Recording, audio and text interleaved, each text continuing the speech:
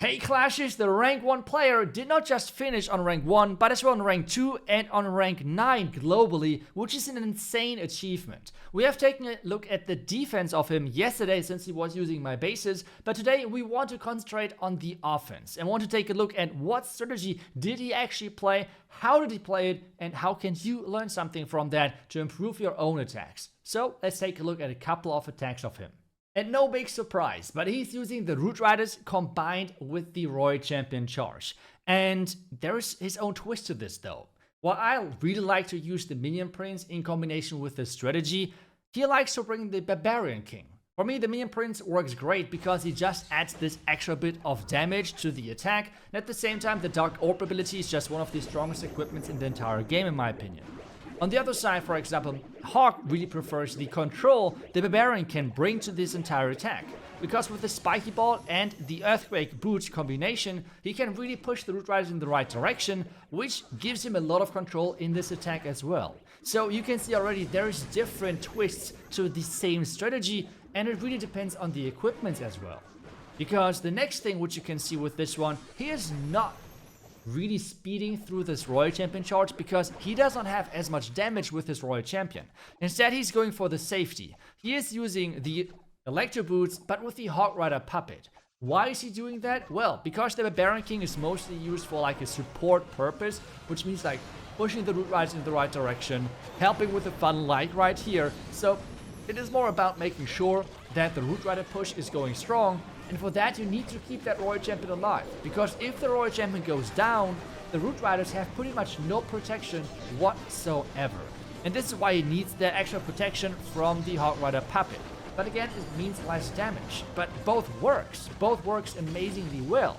But with having as well less damage on like his own troops, he wants to make sure that they're receiving less damage as well, and this is why he's going with the Overgrowth. So this entire army is pretty much concentrated around creating this control, creating this pathing for this strategy, which is working incredibly well for him, and I mean for obvious reasons, that's why he finished rank 1. So this is the cool thing right now about the game, that even though the same strategy is played with the Royal Champion Charge Root Riders, you can bring your own twist to this, use the equipments which you like the most and you prefer the most. Instead of like going for damage for the Royal Champion Charge, you can go for extra safety. Or for example, instead of like bringing the King for the funneling, you can go with the extra damage on the Royal Champ and then instead bring, for example, the Minion Prince to have even more safety and another second damage source with your main push. I think that's just a really nice showcase of how many things are possible in the game, even when talking about the same strategy. But let's dive a little bit deeper on how he really utilized this king in different style of attacks and different style of bases. Let's keep moving. And I mean, of course, he has faced many times bases of myself, which he used as well. But even for him, the rules are still the same, which means he still has to interrupt this ring. Because whenever you're attacking such bases where you have this core, you need to interrupt this toxic outside ring, which is all of those defenses. You need to interrupt it somewhere. And yes, while for example with the haste bar you can really easily interrupt it at the top side, he is going for the bottom side because he needs to have a quick, successful push with the Royal Champion where there's not as many builder huts, or for example where there's not as many defenses in general. For that, he is going from this bottom side, taking down one of the fire spitters, then the Inferno Tower next and the builder hut right behind to really make sure that he's providing this value. And so with this attack, it's not as problematic of losing like a lot of hit points early on, because remember, he is having this extra safety of the Hawk Rider Puppet. With this, then he can enter from the far right side, and again, you can have the king usage with two different options. First one is with the main push together, and second one, which is getting used most of the time, is to support the main push with funneling it in the right direction, as we have just seen with the first attack. And the second one is going to be the same. Because one option of going to the core is with this builder hut. His troops are pathing back into the builder hut and then into the core. But if there would have been Tessa, for example, to really make this defensive ring even more annoying, he needed something to take down the top side. And that's exactly what the king did and what the purpose of this king was. Now everything pushing into the core, the funnel has been perfect for this. And now everything is now escaping into the back end of the base. But again, moving slow but steady is the key to success for this approach.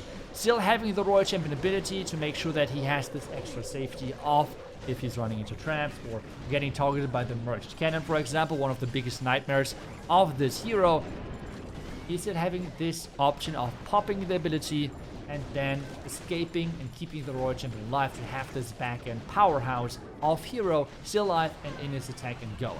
But this one is going to be a really nice and easy 3-star for him. Really nice usage of that Royal Champion charge, of interrupting the ring and then controlling the troops through the base and making this attack look easy.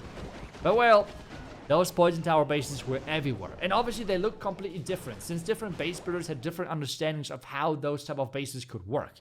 So let's take a look at another Poison Tower base, but a little bit of a different setup. Because the compartments on this one look a little bit different, I would say. Which means, well, even though we have the same ring, we have outside different compartments, and the ring is already interrupted in between those 3 buildings. So something which he can do now is just to increase this gap even further. And how does he do it? Well, with making sure that he's going in one of those 2 flanks. So, that being said, diving into this bottom compartment, trying to take down those 3 buildings to really create the pathing into then the monolith. And that is exactly what he's going for. Tornado, giant bombs, it doesn't really matter. I mean, we all know how tanky the Royal Champion is. And yes, people might say, okay, he's going for the Fox. That has worked. Congratulations, you have taken down the Fox. He still has invis spells, so he still gets that cut, which is then somewhat expensive, I assume, with the Fox going down, but the value is there. He has gotten what he was going for. Next step then is to really create again the funnel. Push everything into the monolith, because with those outside defenses, it's not as easy to get into that defense right away. What he's doing right now is using the Ice Golem, using the Queen to really push that Root Rider push in there, and now the King with the main push. Because again, the defensive ring is really easy to get access to from this right side, from this bottom side.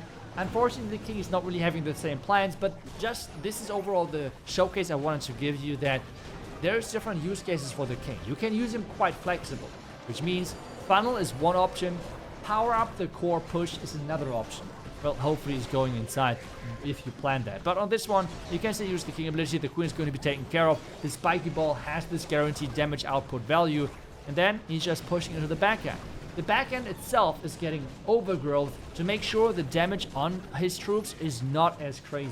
You see, there's another rage. The rage is getting used in 2 ways. First off, you can use it in a damage way, but typically it's getting used in a really damage-heavy area from the defenses on your troops. Because with this rage, it makes sure that your healers are even more effective, and that is the major difference here. Healers more effective, troops are staying more alive, Royal Champion ability pops, and this base is gone like the other bases just before. So you can tell already that even with the Barbarian King and as well the Overgrowth, this strategy is incredibly strong, and he had great success with that. But those were now again some Poison Tower bases. I think we should take a look at another base to really make sure that everyone understood how to utilize this strategy. And for this one, we're going against an Invis Tower base. Invis Tower bases sometimes can be tricky, and I have seen a lot of comments of people saying, iTzu, you never really showcase those Invis Tower bases in your attacks. And the main reason is because I'm typically quite high in Legends, and the higher you get, the less people are using the Invis Towers. The main reason for that is that there are so many options to counter them. The Lock Launcher is one option, another option is the Giant Arrow of the iTzu Queen, and as well, Mammoth, or like Hawk, is actually showcasing another use case, which is the combination of an Invis and Skeleton spell. With that, you can activate the Invis Tower and then just Royal Champion charge right into it. The key now, though, is with having the Hawk Rider puppet, he doesn't have enough power to get through all of those defenses. With the Haste Vial, you could take down the entire compartment, the entire setup. But with having only one Invis left, he now has to turn the cannon invisible to just get the Spell Tower. The reason why this is important is, with the Spell Tower down, well, there is no Invis left anymore, and this area is really easy then to get access into with his Root Riders. The next thing, though, is now he has to activate this left Invis Tower, and this is then the second use, or like a nice follow-up, I assume, which is the Overgrowth. Whenever you're having an Invis Tower triggered, you can just use the Overgrowth spell to make sure that it's going to stay that way. Because during being Overgrowth, you cannot reload your Spell Towers, which means it's going to stay pretty much forever, not used, and the defenses can't really fire back. On this one as well, because he's not going for the funneling or anything, he's just sending the king again into the main push, going in between all of this high damage area. But with the warden ability, he's keeping everything alive as well, using obviously the healing tome to make sure all of those healers are staying safe, staying protected, because this is one of the most important things going in with this strategy. Everything's kind of going further to the bottom right. He's using the overgrowth first to like take damage away off his troops, and second of all, which is really important as well, is to make sure that the pathing then in the base itself is set, because he's not using the haste spell on the royal champion. He's not getting as deep with his royal champion charge, which means the funnel which he's creating is not as good. This is why he needs the bonus as well of the overgrowth to really create this path. And this is really the cool thing which I like about this attack as well, is that he really showcases what you have to put into consideration, what you have to think about when building an army. Because you're trying to like add spells here and there to prevent the weaknesses and everything. And I think that's it's just perfectly showcased. Having the weakness of your royal champion charge not as strong, you're making up for it, which means you're using the overgrowth for pathing purposes, the same as the king. Or for example, if you're having a heavy royal champion charge with the haste vial, you don't need that. Instead, you just need more damage, because this damage source of the royal champion itself, if she is going down, there is no backup plan like the hot rider puppet. So you really can see that there's different use cases of the same strategy with different equipments. I hope you can find your best way of playing this strategy, because it's just so strong right now. Try it with your king, try it with your minion prince if you have it already leveled up, and see what works best for you. Thank you so much for watching. Thank you so much to Mammoth and Hawk, Mammoth Hawk. He should read this out with one name, but his main account is Hawk. His other accounts are Mammoth, and really big shout out to him as well for sharing all of those attacks. And I hope you enjoyed the video. Thank you so much for watching. I will see you guys back tomorrow with the next one. Until then, see ya and bye bye.